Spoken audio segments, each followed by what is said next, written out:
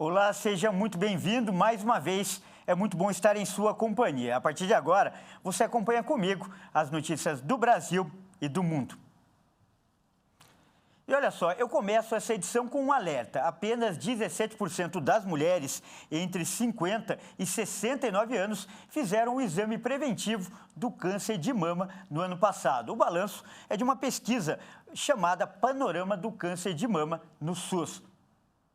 O total supera o observado no ano anterior, quando apenas 1.400.000 mulheres dos 50 aos 69 anos fizeram a mamografia de rastreamento em meio às restrições do coronavírus e ao sufocamento do SUS pela pandemia. Ainda assim, a cobertura de 2021 está abaixo dos 23% registrados em 2019. Os dados apontam para uma queda de 40% dos exames realizados entre 2019 e 2020 e de 18% em 2021. As regiões do Brasil que tiveram menor cobertura foram o Norte e o Centro-Oeste.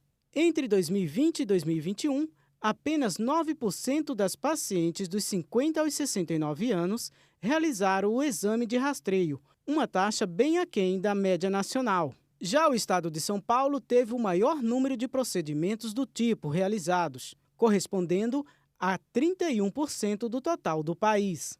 Ainda em 2020, dados da Agência Internacional de Pesquisa em Câncer, braço da Organização Mundial da Saúde, apontou que o câncer de mama já é o tipo mais diagnosticado da doença. Ele corresponde a 24,5% de todos os diagnósticos positivos feitos no mundo e a 6,9% das mortes durante aquele ano. E olha só, você já ouviu falar em cirurgia de alongamento ósseo? Pois é, muita gente não conhece, mas esse procedimento pode aumentar, olha só, a estatura de uma pessoa. Mas quem vai trazer mais informações é a repórter Maria Clara Leite. Quase metade da população global está insatisfeita com a aparência. Isso é o que diz uma pesquisa feita em 22 países pela empresa GfK.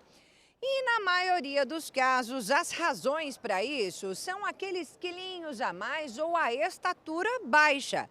Para perder peso, a gente sabe muito bem como é que faz. Mas e para ganhar alguns centímetros? Será que isso é possível? É possível sim. Existe um procedimento para isso, um procedimento até já um pouco antigo, mas pouco conhecido. Agora a pergunta que fica é: será que as pessoas teriam coragem de passar por uma cirurgia para crescer um pouquinho? Isso é o que nós vamos ver agora. Você está satisfeita com a sua altura? Assim, é o que tem pra hoje. Não tô muito feliz, não. Queria aumentar mais. Você é feliz com a sua altura? Sou feliz, mas gostaria de crescer mais um pouquinho. Seria bom se fosse um pouquinho a mais, né? Praticamente para esporte, né? Essas coisas que ajudam, né? Você sabia que existe uma cirurgia que faz a pessoa crescer um pouquinho? Não, nunca ouvi falar. Sério? É sério sim. E para explicar melhor esse assunto, nós vamos conversar agora com um especialista. Olha só, nosso entrevistado é o Dr. Paulo Reis, que é médico do Núcleo de Reconstrução e Alongamento Ósseo do Hospital Sírio-Libanês. Primeiro, doutor, quero agradecer pela gentileza por aceitar o nosso convite e já ir direto à pergunta. A dúvida que não quer calar, do que se trata esse procedimento cirúrgico? Ele visa ajudar na correção de irregularidades do crescimento, por exemplo, na correção da discrepância de membros inferiores, ou ele é apenas estético? Na verdade, existem as duas vertentes, né? Ele, na maioria das vezes, ele é utilizado para você fazer uma correção, seja congênita ou depois de uma fratura, por exemplo, em que a perna fica mais curta ou que o indivíduo já nasceu com a perna, com uma das pernas mais curtas ou eventualmente essas duas pernas mais curtas. Em algumas doenças, como o raquitismo, a condroplasia, então ele serve sim para fazer uma correção de alguma deformidade e alongar a perna ou as duas pernas. Em questões estéticas, ele também é utilizado principalmente em indivíduos de baixa estatura, mas é um procedimento que esteticamente depende de uma série de avaliações multiprofissionais, seja psicólogo, terapeuta ocupacional, fisioterapeuta, e é um procedimento longo para você ganhar centímetros e extremamente complicado em termos de segmento, em termos de controle de dor e de complicações que podem acontecer com a cirurgia. E, doutor, como esse procedimento é relativamente novo para muita gente, há muitas dúvidas e até receio. Vamos ouvir agora algumas perguntas que as pessoas fizeram nas ruas e depois o senhor responde, por favor. Eu gostaria de saber se a cirurgia não é muito complicada e se realmente funciona. Pois não, doutor? Bom, primeiro é um procedimento já antigo, né? Data da década de 50, 60. Foi desenvolvido na União Soviética, na antiga União Soviética, por um médico que chama Ilizarov, e é o método que a gente utiliza. É uma cirurgia que você utiliza no Brasil, um fixador externo, alguma coisa que vai fora do corpo. Você faz uma fratura nos ossos que você vai alongar, e através desse dispositivo você vai manipulando esse dispositivo e o osso vai alongando. É uma cirurgia que demora em torno, para você alongar, você tem que alongar basicamente 1 milímetro por dia ou um pouco menos. Geralmente a gente não faz grandes alongamentos, a gente faz alongamentos de até 5 ou 6 centímetros por segmento ósseo numa primeira vez. E sim, ela tem grandes complicações e é extremamente difícil, e o paciente precisa ser muito bem avaliado do ponto de vista, se você for fazer, por exemplo, essa cirurgia do ponto de vista estético. Vamos então para a próxima questão. Quero saber se a recuperação ela é tranquila ou ela demora muito? Pois não, doutor? Ela demora muito.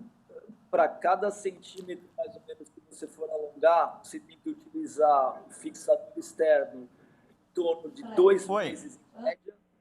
Então, você pode supor que para 5 centímetros, que é um alongamento básico que a gente faz, você vai ter que utilizar aquele dispositivo por pelo menos 10 meses na perna. E durante essa evolução, obviamente que o osso você consegue alongar, mas músculos, nervos, artérias e veias, eles têm um ritmo diferente do osso. Então você precisa acompanhar isso de uma maneira muito próxima do seu médico e da equipe multidisciplinar. E você pode acabar evoluindo com uma rigidez da articulação, que você tem que avaliar durante a evolução, alguma complicação por uma infecçãozinha que sempre acontece nos fios e nos pinos que você utiliza no fixador externo. Então a recuperação é lenta, é longa, mas tem resultados. O senhor falou em resultado. Em média, quanto uma pessoa consegue crescer? E mais uma pergunta, há um limite de idade mínimo e máximo para passar por esse procedimento? Se você for falar em termos de deformidade, a gente tem como média aqui, por exemplo, se uma criança, uma paciente nasceu com uma deformidade congênita, em torno do 2º ou 3º ano de vida, você pode fazer um alongamento. Obviamente, quanto mais novo for o indivíduo, melhor a chance daquele osso consolidar, daquele osso grudar. Não existe um limite máximo para você fazer, mas quanto mais novo for o paciente, melhor a condição do osso consolidar. Em termos de quanto você pode alongar uma pessoa, antigamente a gente alongava 20 e poucos centímetros por segmento ósseo. Segmento, ou seja, uma tíbia, um fêmur. Isso dá muitas complicações. O paciente tem que ficar muito tempo com o fixador, invariavelmente ele acaba evoluindo com uma limitação da articulação, com infecção nos pinos, com uma série de limitações para a utilização da técnica. Hoje o que a gente faz, a gente utiliza mais ou menos 5 centímetros por segmento. Então, por exemplo, uma pessoa que tenha 20 centímetros numa das pernas, incluindo o fêmur e tíbia, eu faço 5 centímetros numa tíbia, 5 centímetros num fêmur, acabo de alongar, tiro, deixo aquela pessoa um tempo sem a fixação externa, em torno de 6 meses a 1 ano, e depois eu repito o procedimento. Então, se você me perguntar, existe um limite? Teoricamente, não existe um limite. Eu posso alongar várias vezes o indivíduo, 5 centímetros ou até um pouco mais. Mas o que a gente utiliza, basicamente, são 5 centímetros por segmento. Correto, doutor. E vamos, então, à última questão que as pessoas fizeram nas ruas. Quanto custaria para fazer essa cirurgia? Pois não? Então, essa cirurgia não é uma cirurgia que é coberta por planos de saúde e ela também não é utilizada, não é oferecida no SUS em termos estéticos apenas. Obviamente, ela é oferecida em termos de você ter uma discrepância de membros, seja por uma fratura ou uma deformidade congênita, você acaba corrigindo isso no SUS e os planos de saúde também cobrem nessa situação.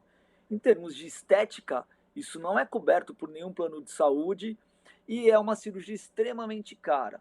Nos Estados Unidos, ela está por volta de 150 a 300 mil dólares para você acabar fazendo o alongamento das duas pernas. Aqui no Brasil, existem algumas pessoas que fazem isso e elas cobram, eu não saberia te dizer agora, mas ela estaria girando em torno de 150 mil reais, basicamente por segmento. Legal, doutor. Mais uma vez quero agradecer pela participação e por essas valiosas informações que tiraram dúvidas de muita gente aí, tanto aqui no estúdio quanto nas ruas, doutor. Eu que agradeço, obrigado a vocês. Tá, então nós acabamos de conversar com o doutor Paulo Reis, que é médico do Núcleo de Construção, ou melhor, de Reconstrução Óssea do Hospital Sírio-Libanês. E você vai ver a seguir. Preço do aluguel perde força pelo 5º mês seguido. Nós voltamos já.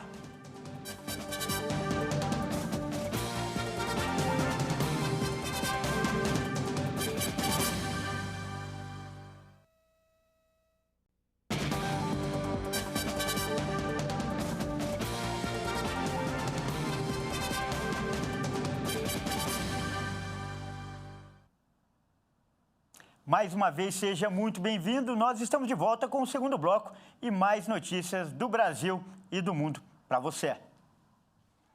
E olha só, a gente volta falando de economia. O preço do aluguel perdeu força pelo 5º mês seguido. E mesmo com essa queda, o valor das locações permanece em alta nos últimos 12 meses. Mas quem traz mais informações é o repórter Dionísio Gonçalves.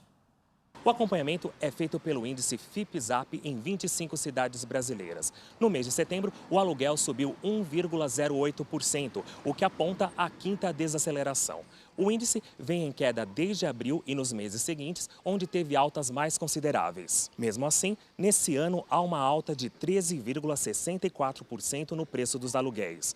Nos últimos 12 meses, a variação supera a inflação oficial calculada pelo IBGE, Instituto Brasileiro de Geografia e Estatística, e o IGPM, Índice Geral de Preços Mercado, indicador considerado pela Fundação Getúlio Vargas para o reajuste. Entre as cidades acompanhadas, Barueri é a que tem o metro quadrado mais caro, R$ 47,16, seguida de São Paulo, Recife, Florianópolis, Rio de Janeiro e Brasília, com R$ 36,56. Na outra ponta, Pelotas, São José do Rio Preto e Ribeirão Preto são os lugares para encontrar o imóvel com aluguel mais barato do país, onde o preço do metro quadrado está abaixo de R$ 20.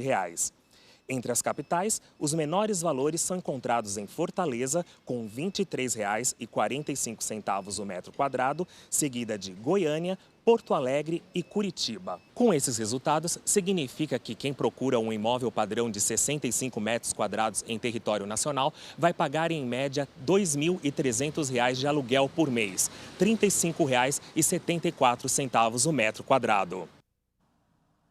E olha só, ainda falando de economia, o Programa de Apoio aos Micro e Pequenos Empreendedores já emprestou mais de 30 bilhões de reais nos últimos 3 meses no Brasil. Foram 365 mil operações com o saque em média de R$ 87 mil por empresário. A Caixa Econômica Federal e o Banco do Brasil são responsáveis pelos contratos.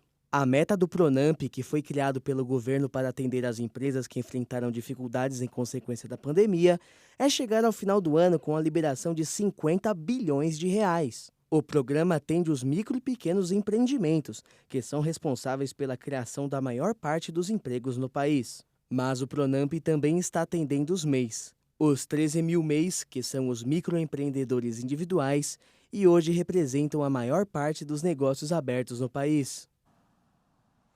E o turismo de negócios cresceu quase 5 vezes mais no Rio de Janeiro em 2022. Segundo uma pesquisa, o segmento gerou mais de 217 milhões de dólares para os cofres do Estado. O turismo de negócios no Rio de Janeiro cresceu 490% neste ano, em comparação com 2021, segundo os dados da Fundação Rio Convention Bureau. A recuperação do setor no estado fluminense é influenciada pela recuperação econômica após a pandemia de Covid-19. Entre janeiro e outubro deste ano, o Rio de Janeiro registrou 112 eventos voltados ao turismo de negócios, entre congressos, simpósios e conferências.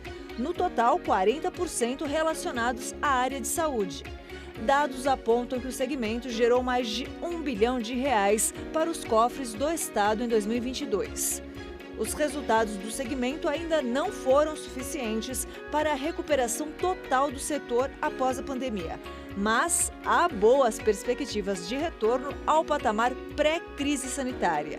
Em 2019, o Rio de Janeiro recebeu 278 eventos.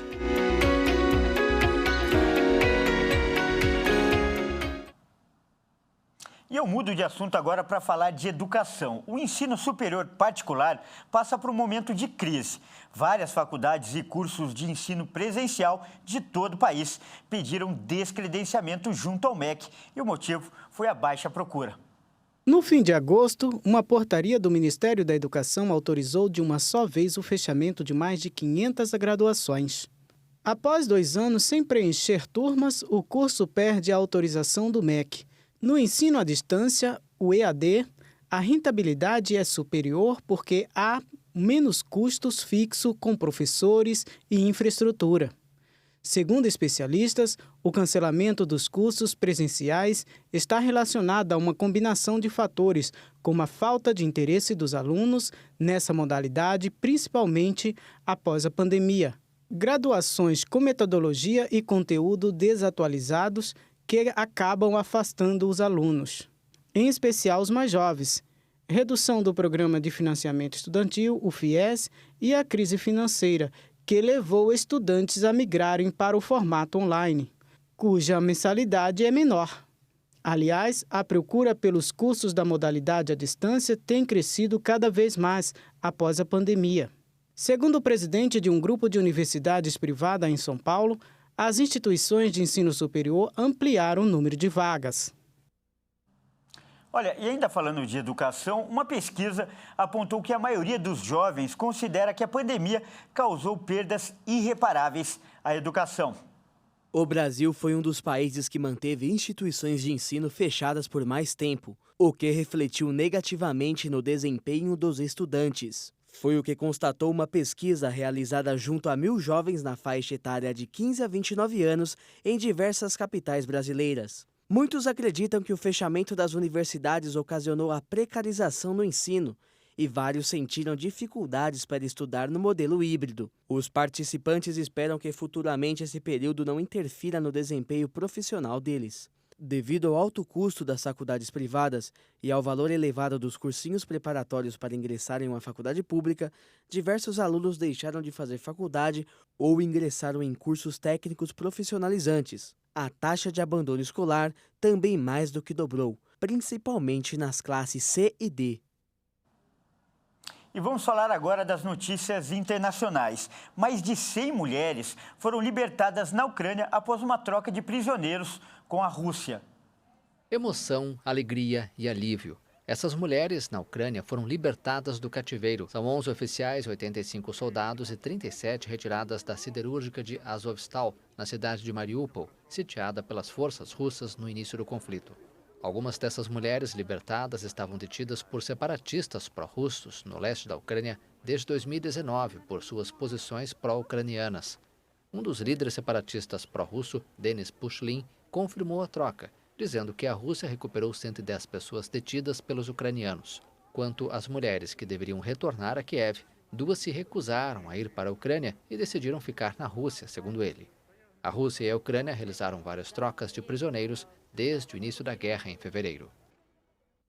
E olha só, em meio aos horrores da guerra, uma história curiosa chamou a atenção nos últimos dias. Um gato foi encontrado com vida em meio ao trabalho de resgate de vítimas em um prédio que foi bombardeado em Kiev. O animal estava molhado e miando bastante. No local, 3 pessoas morreram.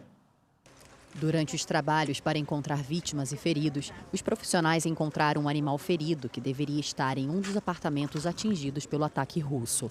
Logo foi providenciado panos e até uma manta térmica para aquecê-lo e acalmá-lo. Não se sabe ainda se os tutores também estavam no apartamento durante o ataque ou se estariam sob os escombros. Bom, e essa edição fica por aqui. Eu agradeço demais pela sua companhia e convido a continuar ligado em nossa programação. Até mais!